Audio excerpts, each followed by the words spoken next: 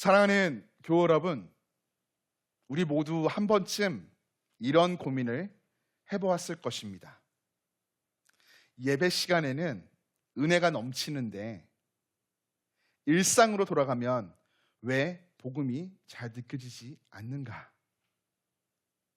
주일에는 뜨겁게 찬양하고 기도하며 믿음으로 결단하는데 월요일 아침만 되면 왜 다시 옛 모습으로 돌아가는 것일까?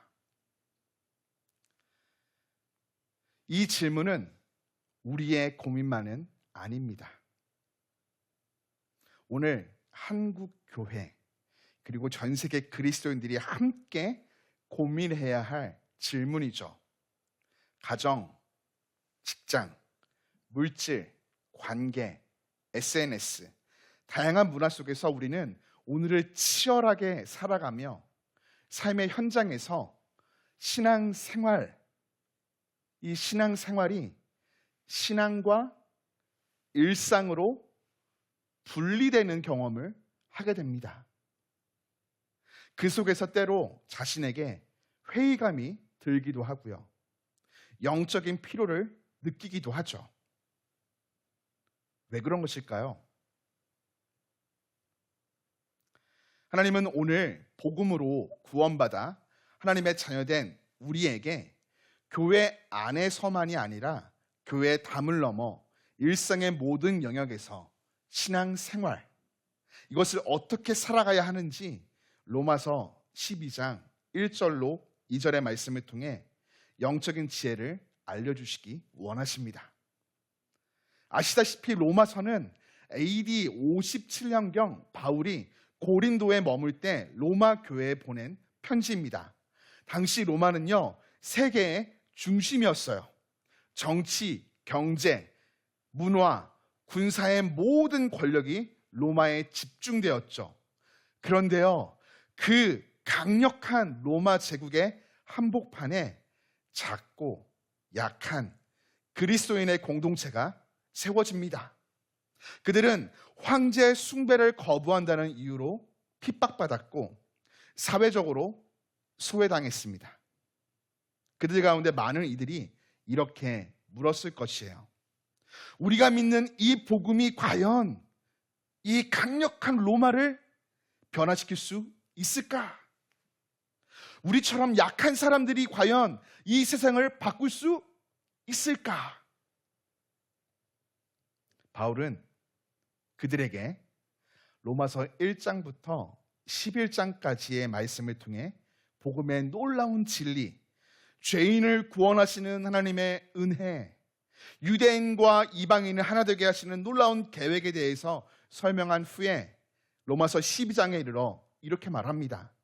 그러므로 형제들아, 내가 하나님의 모든 자비하심으로 너희를 권하노니 너희 몸을 하나님이 기뻐하시는 거룩한 산 제물로 드리라. 이는 너희가 드릴 영적 예배니라. 아멘. 여러분, 여기서 우리는 그러므로라는 단어를 주목하게 됩니다. 이 말은요, 우리가 받은 은혜가 너무나 크기에 이제는 당연히 우리의 삶 전체로 응답해야 한다라는 뜻이 담겨 있어요.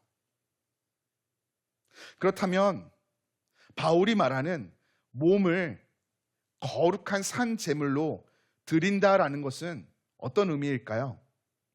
이것은 단순하게 우리의 육체만을 말하지 않아요. 여기서 사용된 몸은 우리의 전 인격적인 존재, 전 인생, 삶의 모든 영역을 가리킵니다.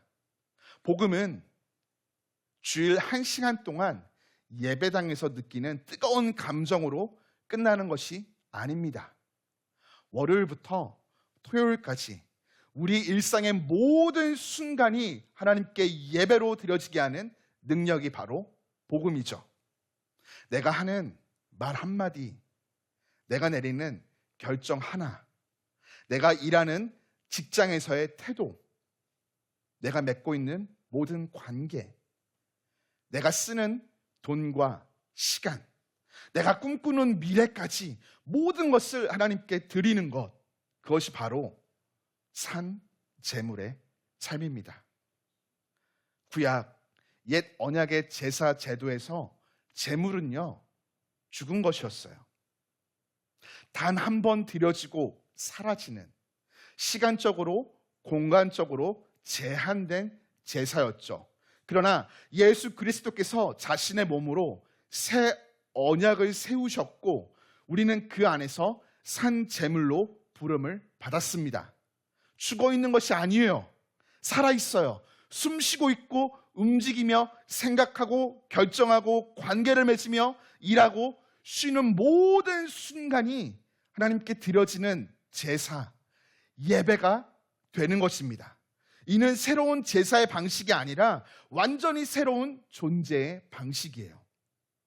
복음은 우리를 주일에만 예배하는 사람으로 머물게 하지 않습니다. 우리로 삶 전체가 예배가 되는 사람으로 빚어가죠. 예배는 더 이상 교회 안에 갇혀 있는 것이 아니라 교회 담을 넘어서 일생의 자리에서 드려져야 합니다. 그런데 말이죠. 공감하시겠지만 이것은요 단순히 결심만으로 참 어려워요. 살아내기가 쉽지가 않아요. 그래서 더 근본적인 변화가 필요합니다. 우리에게 요구되는 것이 바로 마음의 변화이죠. 바울은 계속해서 말합니다. 너희는 이 세대를 본받지 말고 오직 마음을 새롭게 함으로 변화를 받아 하나님의 선하시고 기뻐하시고 온전하신 뜻이 무엇인지 분별하도록 하라. 아멘. 여기서 변화받다라는 말은요 이런 의미예요. 애벌레가 있습니다. 이 애벌레가 번데기를 거쳐서 나비가 되는 것처럼 완전히 다른 존재로 변화되라 말하는 거예요. 애벌레와 나비는 다릅니다. 그렇게 새로운 차원으로 변화되어야 한다 말하는 것이죠. 복음은 우리의 감정을 잠시 울리는 메시지가 아니에요. 우리의 정체성을 바꾸고요. 우리의 가치관을 바꾸고요. 인생의 판단 기준을 완전히 바꾸는 하나님의 능력입니다. 이것을 좀 더 구체적으로 생각해 보면 이럴 것 같아요. 먼저 복음은요, 우리의 가치관을 새롭게 합니다. 여러분, 세상은 우리에게 이렇게 말해요. 많이 가지면 성공한 거야. 더 높이 올라가면 행복해. 네, 일부분은 맞습니다. 그러나 잠깐이에요. 복음은 우리에게 이렇게 말합니다. 더 나눌 때 진짜 기쁨이 있어. 낮은 곳에서 섬길 때 진짜 영광이 있단다. 세상은 이렇게 말합니다. 강한 자가 살아남는다. 경쟁에서 이겨야 돼. 그러나 복음은 이렇게 말해요. 약자를 보호하는 사람이 진짜 강한 사람이야. 섬기는 자가 큰 사람이야. 우리의 가치관을 새롭게 하는 것이죠. 다음으로 인생의 판단 기준을 전환시킵니다. 복음의 은혜를 경험하기 전 우리의 삶의 기준이 무엇이었나요? 내가 원하는 것인가? 나에게 유익이 있는가? 나에게 이익이 있는가? 이거 아니었나요? 그러나 복음의 은혜를 경험한 후 우리의 질문은 달라집니다. 예수님이 기뻐하시는 것인가? 하나님의 뜻에 부합되는 것인가? 이 질문의 변화가 우리의 인생을 완전히 다른 방향으로 이끌어갑니다. 끝으로 정체성을 변화시키죠. 가장 근본적인 변화입니다. 바로 내가 누구인가에 대한 변화가 일어나는 것이에요. 이사야 43장을 통해 하나님은 우리에게 너는 내 것이다, 보배롭고 존귀하다 말씀하시고요. 갈라디아서 2장을 통해 하나님은 우리에게 너는 그리스도와 연합된 존재야라고 말씀하십니다. 정체성이 새롭게 변화되는 것이에요. 복음은 나를 나 중심의 사람, 세상 중심의 사람에서 예수 중심의 사람으로 완전히 바꿔놓는 능력이에요. 이것은요, 종교적인 구호나 외침이 아니라 실제 삶을 변화시키는 하나님의 역사입니다. 그렇다면 이러한 변화는 우리 개인에게서 끝나면 되는 것일까요? 아니요. 결코 아닙니다. 나만 바뀌면 되겠지. 아주 1차원적인 생각이에요. 개인이 바뀌면 개인이 서 있는 일상의 자리도 반드시 새로워져야 합니다. 복음의 영향력은요, 개인을 넘어서 사회 전체, 더 나아가 국가 전체로 흘러가야 해요. 로마서 12장 이후 바울은요, 복음을 개인을 넘어서 이웃과의 관계로, 교회 공동체로, 더 나아가 사회와 국가 전체로 확장되어진다라고 말합니다. 많은 사람들이 복음의 영역을 개인의 영혼 구원으로만 이해할 때가 많아요. 하지만 성경이 말하는 복음의 영역은요, 훨씬 더 넓고 큽니다. 이것을 잘 보여주는 인물이 있습니다. 제가 참 좋아하는 사람인데요. 바로 네덜란드의 총리였던 아브라함 카이퍼입니다. 그는 개혁교회 목사이자 신학자로서 네덜란드의 자유대학교를 설립했고요. 언론과 교육 개혁에도 힘썼습니다. 아브라함 카이퍼가 이렇게 말합니다. 예수 그리스도께서 이것은 내 것이다 라고 말씀하지 아니하신 단 1인치의 영역도 이 세상에는 존재하지 않는다. 좀 어렵죠? 쉽게 말하면 이런 뜻이에요. 복음은 교회 안에만 머무는 것이 아니라 하나님이 창조하신 이 땅의 모든 영역에 영향력을 미친다. 하나님이 모든 것들을 다스리시고 통치하신다. 선포하는 것이에요. 그는 복음을 교회 안에 가두지 않습니다. 그는 언론 개혁을 통해서 진실을 알렸고요. 교육 개혁을 통해 다음 세대를 세웠어요.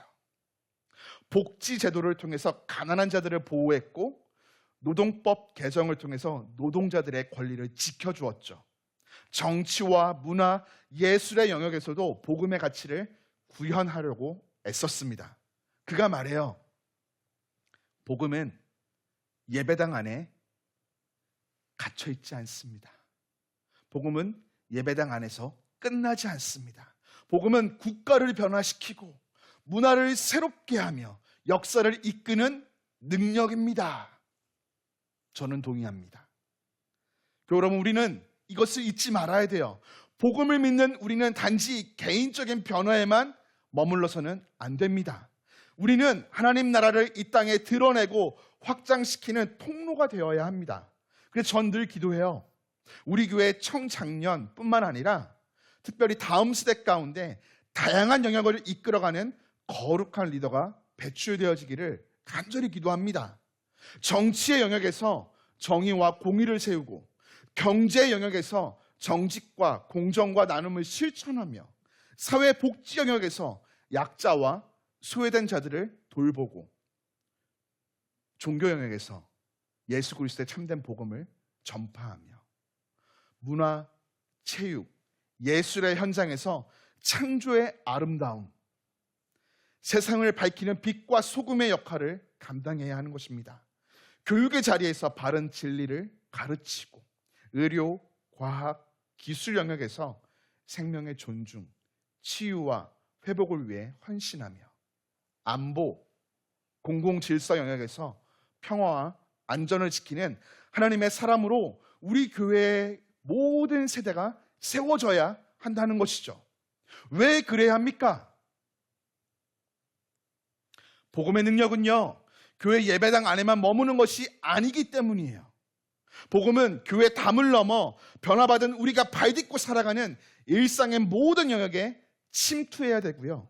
스며들어야 하며 영향력을 미치는 하나님의 능력이 되어야 합니다. 놀랍게도요, 이러한 복음의 흐름은요, 바로 우리 한 사람 한 사람을 통해 시작됩니다. 그렇다면 이제 우리는 스스로에게 이렇게 자문해 봐야 돼요. 복음이 지금 내 삶 어디까지 스며들어 있는가?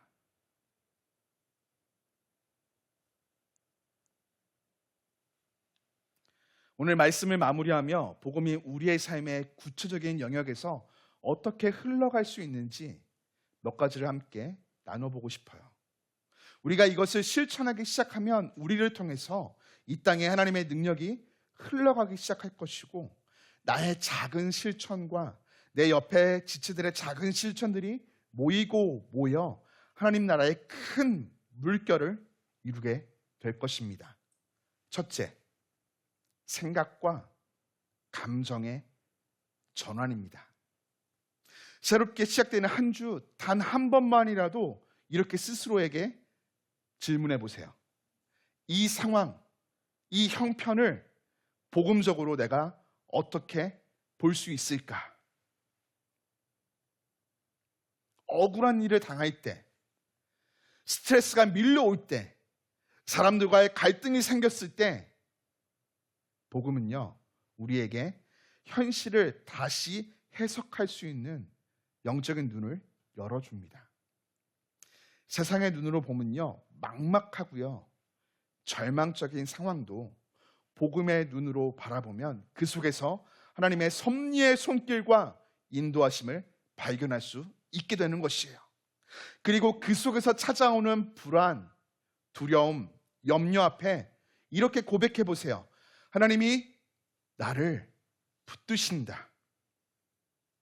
주님이 나와 함께 하신다. 나는 하나님의 것이다. 보배롭고 존귀한 자녀다.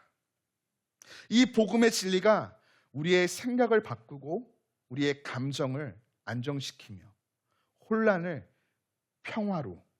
평안으로 전환하여 줄 것입니다. 둘째, 말의 변화예요.